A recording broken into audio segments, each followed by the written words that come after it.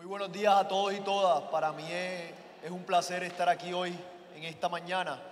Agradezco a la asociación por la oportunidad y por el privilegio de dirigirme ante ustedes.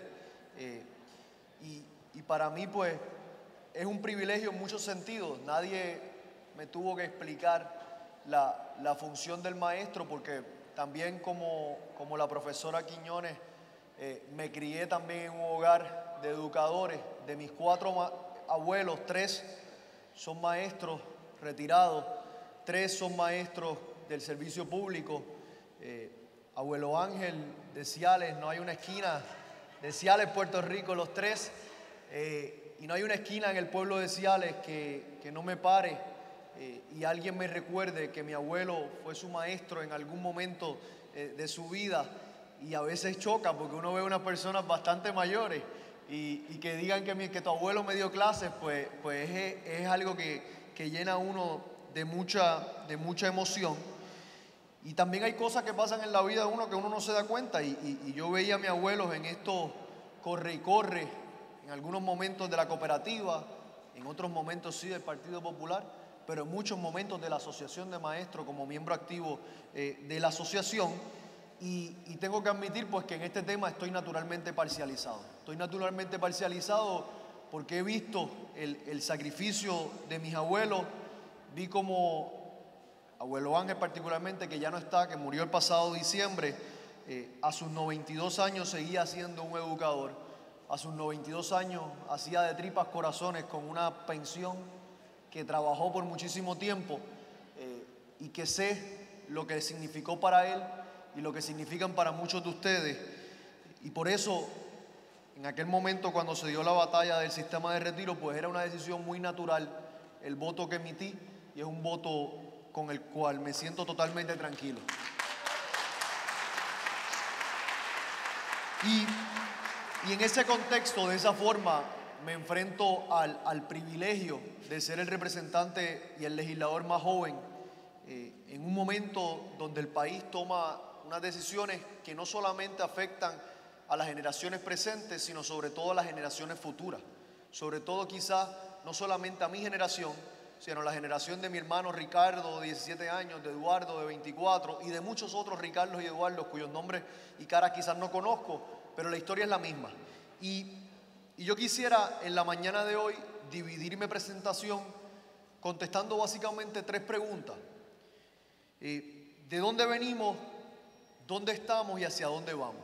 Las primeras 2 preguntas en gran parte las ha contestado la profesora con el recuento que ha hecho de la situación fiscal del país, pero yo quisiera rápidamente ir sobre algunos puntos y quisiera concentrarme un poco en la tercera pregunta de hacia dónde vamos, porque esa es la decisión que tenemos que tomar como pueblo, como país, y sin duda alguna la clase magisterial tendrá un rol fundamental, no solamente en ese proceso de toma de decisiones, sino sobre todo naturalmente en la formación de esos jóvenes del presente y del futuro que serán cargo del país y que serán al fin y al cabo los que se vean afectados o beneficiados por las decisiones que tomemos en el presente. ¿Y de dónde venimos?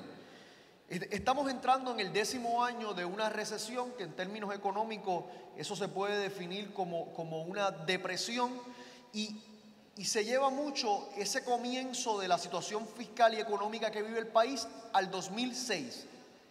¿Y por qué el 2006? Porque en el 2006 pasó algo y que fue el final del periodo de transición de las llamadas 936.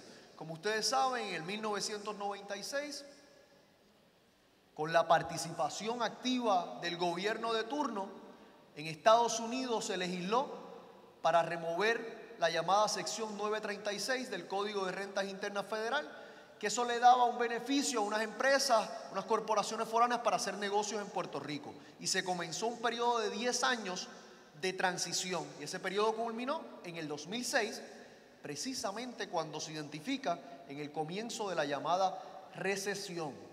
Y eso también es una lección para nosotros. ¿Por qué? Porque por muchísimo tiempo se pusieron todos los huevos en una canasta. En la canasta de la manufactura, en la canasta de las llamadas 936, Y cuando el beneficio económico, el incentivo contributivo para estar en Puerto Rico dejó de estar ahí, esas empresas cuyo compromiso no es a largo plazo con el país, sino con sus beneficios y sus ganancias, se fueron de Puerto Rico, muchas de ellas. ¿Y qué ha significado esto para el gobierno de Puerto Rico? Pues ha significado naturalmente menos ingresos. Y el gobierno ha buscado continuar las operaciones gubernamentales haciendo una de dos cosas: o reduciendo gastos o aumentando sus ingresos por otros lugares. Hablamos acá de la creación del IBU en el 2008 para aumentar los ingresos del gobierno en lo que es un impuesto al consumo. Hablamos del sinnúmero de impuestos que se han legislado de una forma u otra para aumentar los ingresos del gobierno, pero también el gobierno ha incrementado una práctica de coger prestado para cubrir los déficits operacionales, para cubrir la diferencia entre lo que yo recaudo y en lo que yo gasto. Pues cojo prestado. Y el próximo año cojo prestado de nuevo. Y el próximo año, para pagar lo que se venció en el año en curso, cojo prestado de nuevo. ¿Y qué pasó? Que nos cavamos un hoyo, y un hoyo cada vez más y más grande. Para los individuos, ¿qué ha significado esta crisis que comenzó en el 2006? Ha significado sin duda alguna la pérdida de empleo, y esto, en el caso de los maestros, es a los que más le compete. Ha significado mayor productividad por menor compensación. Y eso es algo sumamente interesante y está probado en todas las estadísticas. El empleo, la cantidad de personas empleadas en el país ha disminuido. Pero ¿qué ha significado eso para cada uno de ustedes que están empleados? Que le ha caído mayor carga. Eso lo podemos ver en cualquier empresa, lo podemos ver en cualquier departamento o corporación pública del gobierno, y también se ve en el Departamento de Educación, que en la medida en que se ha reducido la cantidad de empleados en el servicio público, esa carga ha sido trasladada a los empleados que quedamos en el servicio público. ¿Y esos empleados han recibido mayor compensación por hacer más trabajo? Por supuesto que no. Y en el caso de los maestros, pues no es la excepción. Tenemos trabajadores que están siendo más productivos, que están haciendo más con menos, que están recibiendo igual paga, pero hay que ponerle un asterisco a ese tema de igual paga. Porque mientras los salarios han continuado iguales, el costo de vida ha aumentado. Y si comparamos la gasolina, a pesar de que ahora está bajando, con lo que era la gasolina en el 2009, ha aumentado. Si tomamos en consideración los productos que consumimos en nuestro hogar, los alimentos, la renta, etcétera, todo ha aumentado y los salarios han disminuido. De hecho, el 7.25 de la última vez que se legisló, ahora, según estudios que yo he visto, un 7.25 en aquel momento, ahora es cerca de un 6.40, 6.50, es el número que yo he visto. Es decir, que ha habido mayor peso sobre la clase trabajadora, están siendo más productivos los que están trabajando y están recibiendo menos compensación.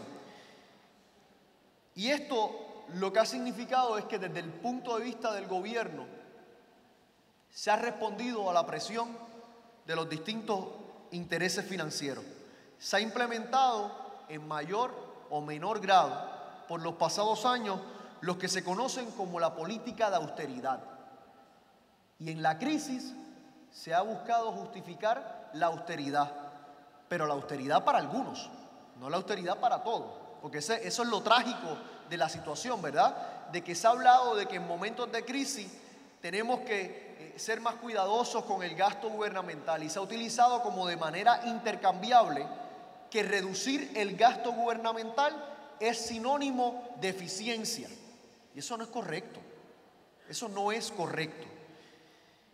Y ante la necesidad de dinero para continuar las operaciones gubernamentales, ante la necesidad de tomar prestado para continuar corriendo el gobierno o en tiempos recientes para pagar la deuda que se ha estado venciendo, el gobierno de alguna forma u otra ha seguido al pie de la letra las recomendaciones de las llamadas casas acreditadoras o las casas evaluadoras de crédito, que no son más que instituciones que se encargan de darle una puntuación al crédito del gobierno de Puerto Rico, pero son instituciones que no responden a los mejores intereses del pueblo de Puerto Rico. Son instituciones que responden a los intereses de los acreedores, de los bonistas, a los intereses financieros. ¿Y qué nos han pedido esas casas acreditadoras? Nos han pedido reducir el déficit operacional del gobierno. Si eso significa coger prestado para cuadrar el presupuesto del año en curso, bien, gracias. Lo importante es que el presupuesto esté cuadrado, independientemente de que disparemos la deuda. ¿Y cuántas veces en años recientes, en administraciones presentes y pasadas, hemos escuchado: este será el primer presupuesto sin déficit operacional? Muchas veces lo hemos escuchado. ¿Y qué se hace? Se coge prestado para cuadrar el déficit.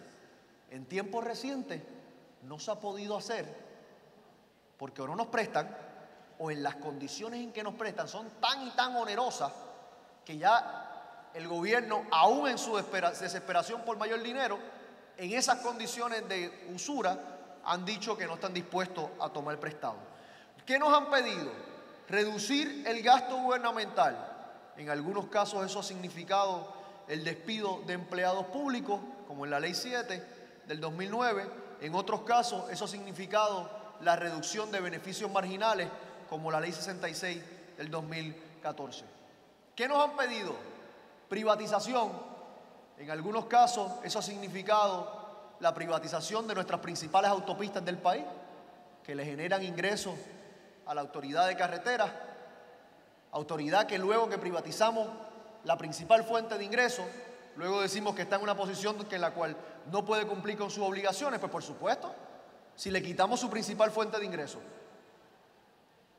significa la privatización del principal aeropuerto del país, y decimos que la autoridad de puertos no puede cumplir con sus obligaciones. Pues por supuesto, si le quitamos su principal fuente de ingreso con el aeropuerto. Y también estas casas acreditadoras nos han exigido crecimiento económico y también nos han exigido pagar la deuda, no importa qué.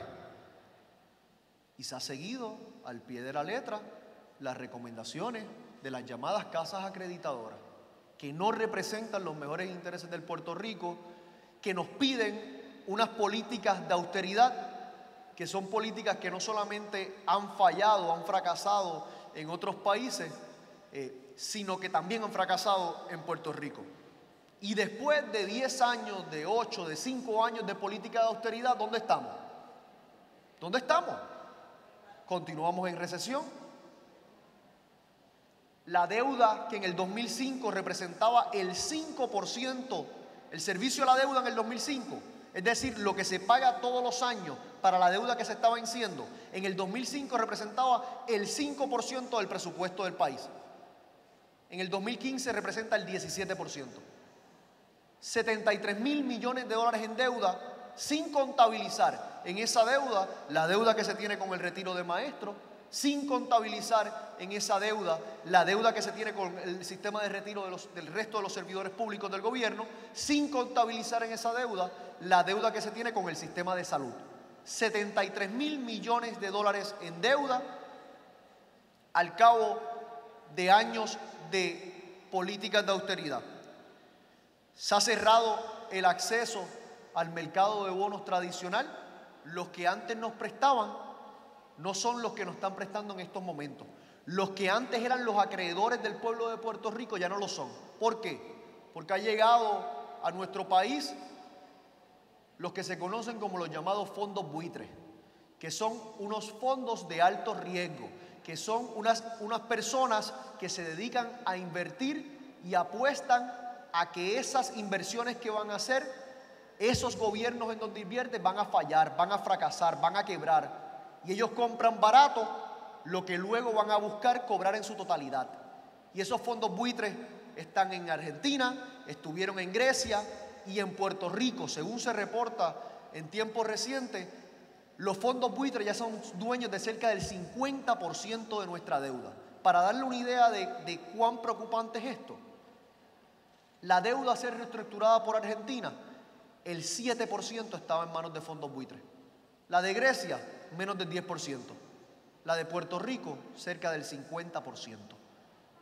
Es decir, que estamos en manos de unos especuladores financieros que van a hacer lo imposible para recobrar sus ganancias. Luego de años de las llamadas políticas de austeridad, además de la continuación de la recesión, además de 73.000 millones en deuda pública, de que se ha disparado el servicio a la deuda, además de los recortes en servicios esenciales, y para darle una idea, para el año fiscal en curso, la inversión en educación primaria y secundaria ha sufrido una merma de 12% en relación al año anterior. La partida dirigida al servicio a la deuda sufrió un incremento de un 7% en relación al año anterior. Es decir, que todos y todas estamos pagando la deuda. Que en la medida en que nuestros estudiantes, nuestros maestros, el Departamento de Educación, la educación primaria y secundaria está recibiendo menos dinero para la educación y la deuda está recibiendo más dinero, nuestros niños y niñas están pagando la deuda. En la medida en que el Departamento de Transportación y Obras Públicas o la Autoridad de Carreteras tienen menos dinero para arreglar nuestras carreteras y cada uno de nosotros en nuestro camino hacia acá cogimos 1, 2, 3, 4, 5, 6 y muchos más boquetes en el camino, pues nosotros también estamos pagando la deuda, porque es dinero que no se está utilizando para brindar servicios esenciales y se está utilizando para pagar una deuda que simple y sencillamente no se puede pagar en las condiciones actuales. Ha significado las políticas de austeridad el empobrecimiento de la población, la disminución en empleos disponibles, mayor desigualdad, la brecha entre los que más tienen y menos tienen en el país continúa en incremento, sobre todo para lo que concierne a mi generación, la emigración de los más jóvenes en este país, la oportunidad de quedarse en su país a contribuir se ha convertido en una simple aspiración y en una realidad en donde no es que estamos abandonando la isla, si estamos siendo expulsados de ella, porque aquí nadie está abandonando el país. Aquí los jóvenes que se están yendo, porque sobre todo son los más jóvenes que se están yendo del país, no se están yendo porque quieren, se están yendo porque están siendo expulsados del país. Vemos un aumento en la economía informal, vemos mayores conflictos sociales. Ese es el resultado de las políticas de austeridad. Y en estos momentos, y en esto quisiera concentrar mi presentación, tenemos que preguntarnos hacia dónde vamos. Y hay dos caminos. Hay solamente dos caminos. El primer camino apuesta a la continuidad de las políticas de austeridad. Y en semanas recientes vimos otro informe preparado por expertos en la materia que nos plantean que hay que hacer lo mismo que hemos estado haciendo. Y se le atribuye una cita al científico Einstein de que él definía la locura como hacer las mismas cosas y esperar resultados distintos. Pues caramba, parece que en este país muchos sufrimos de algún tipo de locura, porque en tiempos recientes se ha discutido una vez más el llamado informe Kruger, que apuesta ¿a qué? A privatización de servicios, pero hablan de mayor eficiencia, ¿verdad? Porque esos son los términos que se utilizan para decir una cosa, pero significa otra. Y no hablamos de privatizar, sino hablamos de mayor eficiencia, como si la privatización garantizaría mayor eficiencia. Se habla de mayor competitividad para significar ¿qué? Trastocar protecciones laborales, reducir jornadas y salarios, y sí, inclusive se habla de una reducción del salario mínimo federal. Se habla de mayor eficiencia para significar ¿qué? Mayores recortes a servicios gubernamentales. Y eso lo dice el informe Kruger del 2015. ¿Acaso eso no decía también el informe del CAREF del 2009? ¿Acaso eso no también decía el informe Tobin de los 70? La continuación de las políticas de austeridad. La receta que nos están dando o que nos están planteando como la salida del problema es una dosis mayor de lo que nos ha llevado el problema y en estos casos que hemos visto, incrementado el problema. Y ese es un curso de acción. Y vienen expertos, exfuncionarios del Fondo Monetario Internacional que ha reconocido que las políticas públicas y la receta que nos están recetando a Puerto Rico fue la misma receta que le implementaron en Grecia y que no dio resultado.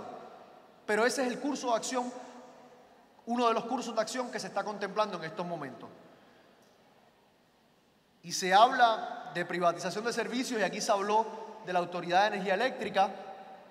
Se habla, los otros días yo escuchaba a un funcionario del gobierno hablar de que no estaba descartado la privatización del Fondo del Seguro del Estado, una corporación pública que en términos fiscales está saludable, y se habla, ¿verdad?, de una posible privatización en esa línea. Y ese es el primer camino, la continuidad de lo que ya hemos hecho, esperando resultados distintos.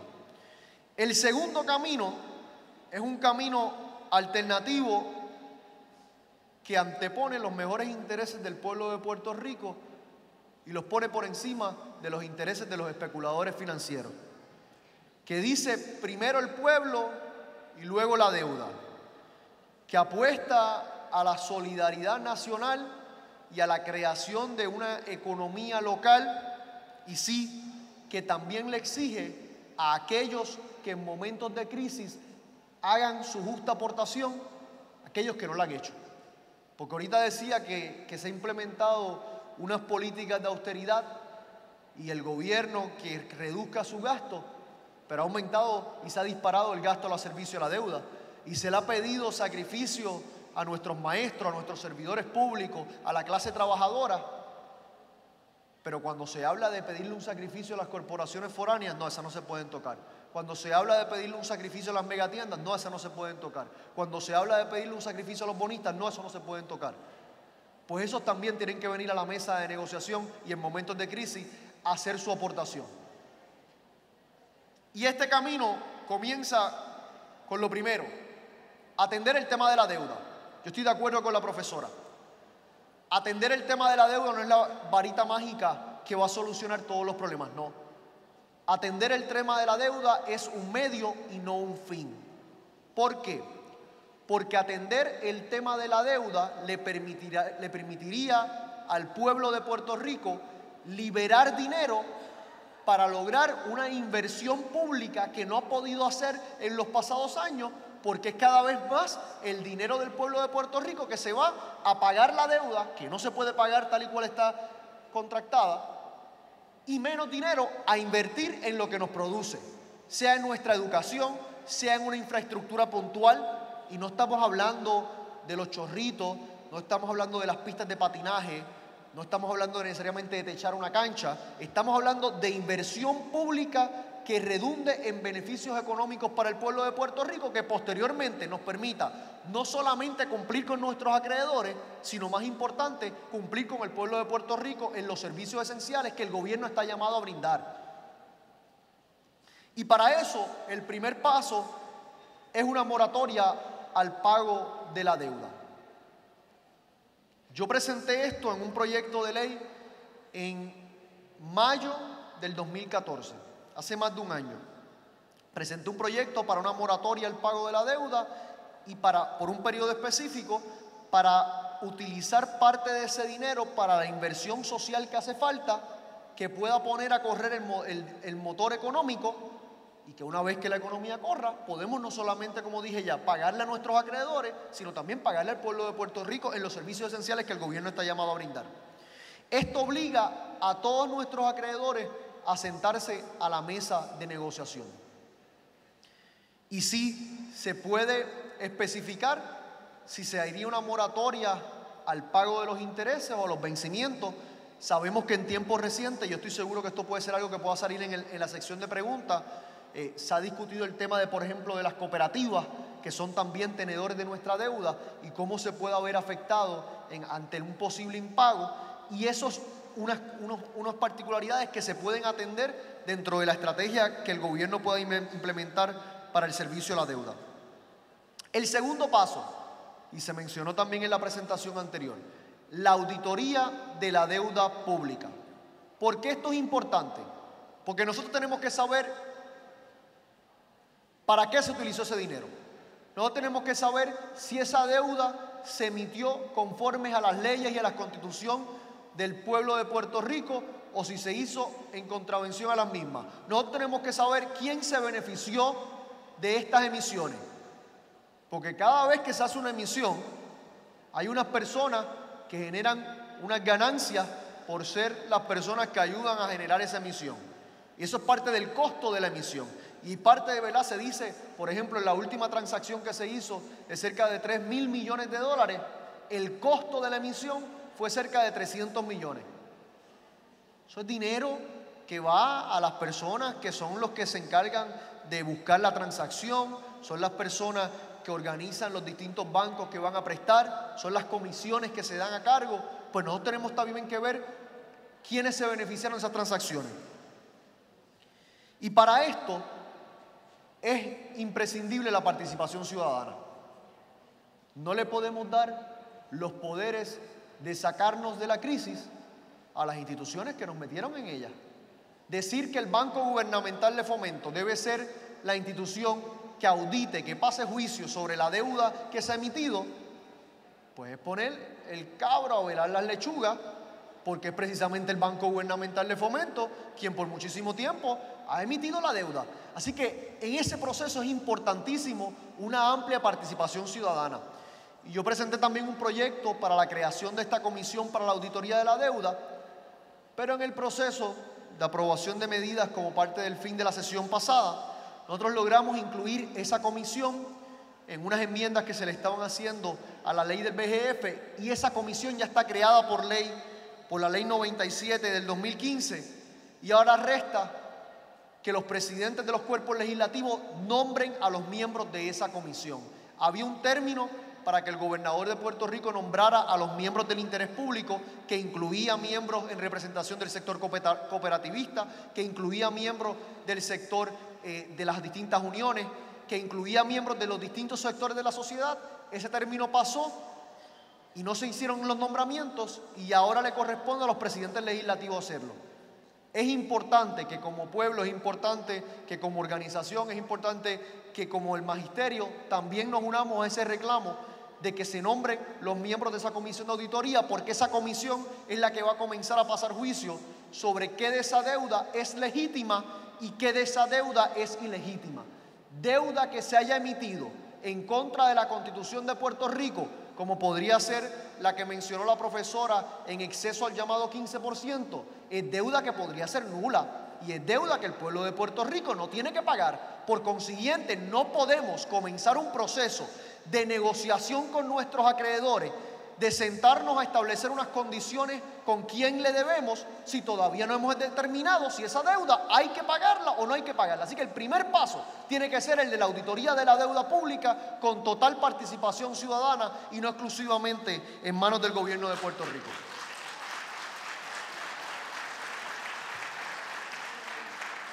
Y en esa misma línea hay que ajustar nuestra Constitución a la realidad del país. Y se repite como una especie de mantra que bueno, pero es que la Constitución dice que la deuda se tiene que pagar y se tiene que pagar por encima de cualquier cosa. Ojo, sí hay una disposición constitucional que habla de la entera fe y crédito del gobierno de Puerto Rico. ¿Y qué quiere decir eso? Que la deuda de Puerto Rico que se haya emitido con esa garantía, literalmente lo que dice nuestra Constitución es que en caso de que nosotros nos quedemos sin dinero, en caso de que el gobierno de Puerto Rico no pueda pagar, las personas que son dueños de esta deuda se van a parar con un cacharrito en el Departamento de Hacienda, y todo lo que entra al gobierno primero va a ese cacharrito. Cuando se llena el cacharro de ellos, entonces le pagamos a nuestros maestros, entonces le pagamos a nuestros policías, entonces pagamos la luz, el agua. Y eso dice nuestra Constitución. Lo primero que hay que saber de eso: solamente el 22% de nuestra deuda tiene la garantía constitucional. Es decir, que de 73.000 millones de dólares, solamente cerca de 16.000 millones tienen esa protección constitucional. Así que lo primero es que no toda la deuda tiene la garantía constitucional. Uno. Así que si atendiéramos solamente la deuda que no tiene la garantía constitucional, estamos atendiendo el 78% de la deuda, que es una cantidad significativa que nos podría poner en una posición para poder hacer la inversión social que hace falta. Uno. Lo segundo, pero es que también nuestra Constitución tiene otros derechos que garantiza. Nuestra Constitución garantiza la educación, la salud, la seguridad. ¿Y qué pasa cuando dos disposiciones constitucionales chocan? Tiene que haber unas prioridades. Y eso lo conocen los maestros. A los maestros, en su sistema de retiro, en los empleados públicos, en la Ley 7, llevaron unos planteamientos al Tribunal Supremo de Puerto Rico que dice que nuestra Constitución dice que no pueden haber leyes que menoscaben las obligaciones contractuales. ¿Y qué son los contratos de los empleados públicos con el gobierno? Es un contrato. ¿Y qué fue la Ley 7? Un menoscabo de las obligaciones contractuales. ¿Y qué fue la ley que trastocó el sistema de retiro de los maestros? Un menoscabo de las obligaciones contractuales. ¿Y qué dijo el tribunal? Bueno, que hay ciertas excepciones para esas disposiciones constitucionales. Y en el 2009 resolvió que se justificaba el menoscabo de las obligaciones contractuales con nuestros servidores públicos porque había una crisis fiscal. ¿Y acaso yo me pregunto, en el 2015, esa crisis fiscal todavía no existe? ¿No es peor esa crisis fiscal? ¿Acaso no son contratos los que tenemos con nuestros acreedores, con nuestros bonistas? Pues el proceso es el mismo. Como mismo le pedimos a nuestros servidores públicos que se sacrificaran por una crisis, a los maestros también, la justificación es la misma y la defensa jurídica es la misma. Pero como si eso no fuera poco o no sea suficiente, pues vamos a corregir la Constitución y para eso, junto al compañero Luis Vega Ramos y el compañero Luis Raúl Torres Cruz, en marzo de este año presentamos la resolución concurrente de la Cámara 50 para hacer una enmienda constitucional para anteponer los intereses del pueblo de Puerto Rico por encima del pago de la deuda y que de ninguna forma se entienda que primero se paga la deuda y luego se pagan nuestros maestros, que primero se paga la deuda y luego se atienden las escuelas. Eso hay que corregirlo. Y esa es otra medida que está sobre la mesa y que nos puede ayudar moviéndonos hacia adelante. Lo cuarto que hablaría en términos de los pasos es de reinvertir en crecimiento económico. Y estas discusiones las hemos tenido como una especie de qué viene primero, ¿verdad? El huevo o la gallina. Nuestros acreedores, los bonistas, quieren que se le pague no importa qué. Y si eso significa subir las contribuciones, subimos las contribuciones. Si eso significa cerrar la escuela, se cierran escuelas. Si eso significa tocar el sistema de retiro de los maestros, se toca el sistema de retiro de los maestros. Si eso significa que yo me quite la camisa que tengo y la venda para poder pagarle a ellos, también, no le importa. Lo importante es que se les pague. ¿Verdad? Esa es la mentalidad de estos acreedores. Y esa es la mentalidad que, a un grado u otro, el gobierno ha aceptado. Y lo primero que tenemos que hacer es de una vez y por todas rechazar las medidas de austeridad que no han dado resultados. Por consiguiente, no despido, no reducción de jornada, no eliminación de bonos de Navidad, cumplimiento con las aportaciones patronales a convenios y sistemas de retiro, detener privatizaciones de sectores productivos que generan ingresos. Y dirán, bueno, pero, ¿y cómo vamos a continuar con la operación del gobierno? ¿Y cómo vamos a buscar el dinero que necesitamos para continuar operando el gobierno? Para brindar los servicios, para pagarle a nuestros maestros. Hay lugares, en la medida en que reestructuramos nuestra deuda y liberamos parte del pago que va al servicio a la deuda todos los años, eso es dinero que se puede utilizar para reinvertir en nuestra economía. Eso es dinero que se puede utilizar para reinvertir en nuestras escuelas. Para el próximo año fiscal se fugan 3.500 millones de dólares en servicio a la deuda. 3.500 millones de dólares, cerca de un tercio o más de un tercio de lo que es el presupuesto del país. Si nosotros reestructuramos parte de esa deuda, liberamos parte de ese dinero que se puede reinvertir. Lo segundo, hablaba ahorita de esos sectores que en momentos de crisis no han hecho su aportación. Hace más de un año yo presenté el proyecto de la Cámara 2032 que impone lo que se conoce como un toll gate tax a las corporaciones foráneas. ¿Qué es eso? Corporaciones foráneas que están establecidas en Puerto Rico, que hacen negocio y se benefician de la mano de obra puertorriqueña, de la infraestructura puertorriqueña, que generan unos productos que se venden en Puerto Rico y en el resto del mundo, que generan unas ganancias y parte de ese dinero se utiliza para pagar a los trabajadores y parte de ese dinero se utiliza para pagar a los dueños de capital. Esos dueños de capital, ¿dónde están? Fuera de Puerto Rico en su mayoría. Y de Puerto Rico se fugan cerca de 35.000 millones al año en rendimiento de capital. ¿Cuánto ese rendimiento de capital paga en Puerto Rico? 0. Con este proyecto estamos buscando ponerle un impuesto a que ese dinero, cuando sale de Puerto Rico, pague un toll gate tax. Y un toll gate tax es un toll, es un peaje, pues un tax de peaje para sacar el dinero de Puerto Rico de un 1.5%. Eso generaría cerca de 550 millones al año. Pues eso es una medida de justicia de corporaciones que tienen que también hacer su aportación en momentos de crisis. Pero no solamente esas corporaciones. ¿Cuántos de ustedes han escuchado de los llamados decretos contributivos? Son exenciones, son unos contratos que se le dan a unas empresas y se le dice, por ejemplo, si tú tienes este decreto bajo la llamada Ley 73, tú vas a pagar entre 2 y 4% en contribuciones, en ocasiones 0. Cuando el pequeño y mediano comerciante paga un 39%, un 33%, estas empresas pagan un 2, 4%, en ocasiones 0, a cambio de que tú me generes X cantidad de empleo. ¿Ustedes saben cuál es el problema? Que la mayoría de esas empresas no cumplen ni siquiera con el deber de informar si están cumpliendo con los empleos que dijeron que iban a hacer a cambio de los beneficios. Y se le están dando un sinnúmero de exenciones contributivas a empresas que no están evidenciando que el beneficio que reciben se justifica en la inversión que están haciendo en Puerto Rico. Pues eso también hay que revisarlo. Y nos dicen, no, eso no se puede hacer. ¿Por qué no se puede hacer? Pues no, Natal, porque es que esos son contratos. Pero caramba, no era un contrato lo que tenían los servidores públicos con el gobierno de Puerto Rico en el 2009. No era un contrato lo que tenían los maestros, tanto retirados como los que están todavía en el sistema con el gobierno en el 2015. Y se trastocó el contrato. ¿Por qué para algunos sí, para otros no? Bueno, porque se van a ir de Puerto Rico. Pero usted sabe algo. Podemos hablar de la especulación de las corporaciones que se puedan ir de Puerto Rico, o podemos hablar de los concretos, de los individuos como ustedes, de sus compañeros de salón que en los pasados años se han ido del país. Así que podemos hablar de lo abstracto, de lo posible, o de lo concreto de los que se nos están yendo.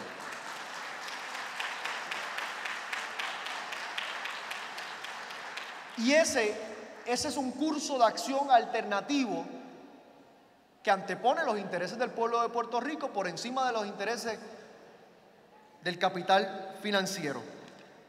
Y aún en estos momentos hay personas, sobre todo, ¿verdad? Y aquí hago un ejercicio de mea culpa, de la clase política cuyas palabras traicionan sus actos.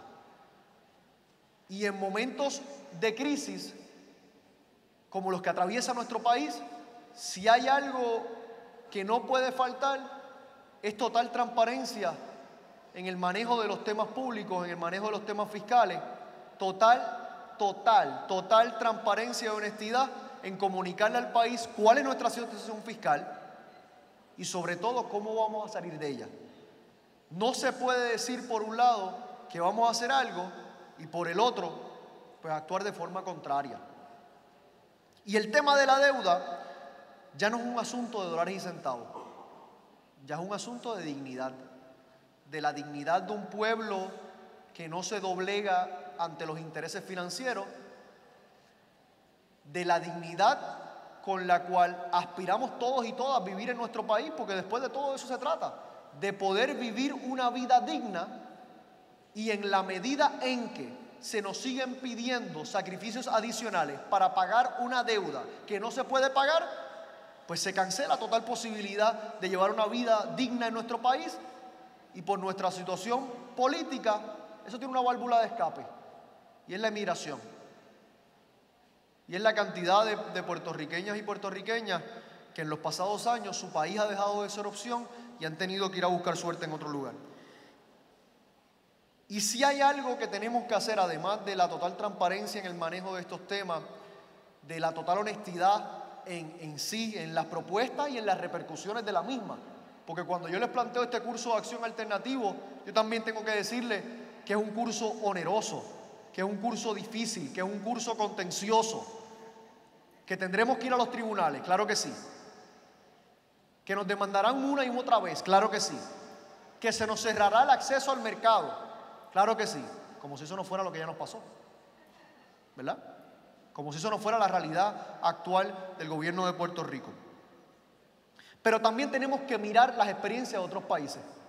Tenemos que mirarnos en el espejo de estos otros países, llámese Grecia, llámese Argentina, llámese España, llámese Ecuador y otras jurisdicciones como lo podría ser Detroit.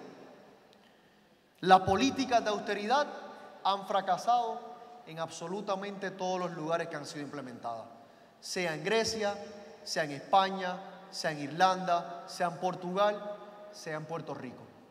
Sea en Puerto Rico. El curso de acción alternativo que estamos planteando no es nada tampoco distinto a lo que se ha implementado en otros países con situaciones similares a la nuestra y han logrado salir de la crisis fiscal que atraviesan. Y un gran ejemplo es Ecuador. Ecuador en el 2007 enfrentó el tema de la monumental deuda externa y no solamente lo enfrentó, sino que utilizó parte del dinero que liberó, que iba al servicio a la deuda, para triplicar la inversión en la educación pública. 2007. En el 2015, el pueblo de Ecuador tiene una de las mejores tasas de atajar la brecha de desigualdad, de atender el tema de la pobreza, y lo hicieron anteponiendo los intereses del pueblo, apostando a la educación, triplicando en ese caso, triplicando literalmente su inversión en la educación pública y diciéndole a los especuladores financieros: hasta aquí. Ustedes no van a dictar la política pública del pueblo, el pueblo va a dictar su política pública. Y si nosotros logramos eso en Puerto Rico, yo creo que podemos lograr resultados similares. El camino es arduo y es desigual. El poder financiero tiene acceso a medios, tiene acceso a legislación. Y un ejemplo de esto es el ataque a lo público al cual hemos estado sometidos por los pasados años. Desde los distintos medios tradicionales de comunicación hasta de los propios servidores públicos. Y se ha atacado lo público y se ha aprovechado la mala imagen que por unas razones, algunas ganadas, otras no necesariamente, podemos tener los que ocupamos posiciones electivas, para hacer eso extensivo a todos los servidores públicos.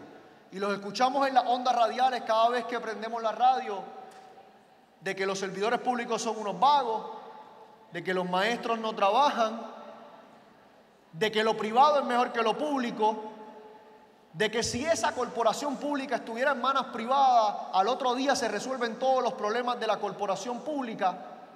Y allá afuera hay un pueblo que lamentablemente se ha comenzado a creer ese discurso. Y eso hay que combatirlo, y por eso también yo estoy aquí hoy, porque creo que a través del magisterio, a través de la asociación de maestros, podemos rescatar lo público, podemos rescatar la imagen del servidor público y decirle al país que eso que nos han dicho por mucho tiempo no es correcto, que sí, que claro que hay legisladores malos, que claro que hay maestros que fallan, pero que son la excepción y no necesariamente la norma, y que no se puede creer el discurso de que todo lo público no sirve. Y por eso el camino va a ser difícil, porque como dije, tienen acceso a los distintos medios de comunicación. Yo escuchaba los otros días en un programa de estos analistas políticos, un analista que decía que debemos repensar en momentos de crisis la inversión de menos de 4 millones que hacemos a una organización sin fines de lucro que se llama el Comité Olímpico de Puerto Rico, que ayuda a nuestros atletas nacionales a representarnos en eventos internacionales. Y él decía que había que repensar esos 4 millones que se le daba al Comité Olímpico. Y yo mientras lo escuchaba decía: caramba, ¿y por qué ese mismo analista político no reconoce la inversión o el gasto que hace el pueblo de Puerto Rico en una corporación con fines de lucro que lleva su mismo nombre o su mismo apellido para dar servicios gubernamentales y sobrepasa, o servicios de asesoría legal, y sobrepasa los 4 millones de dólares.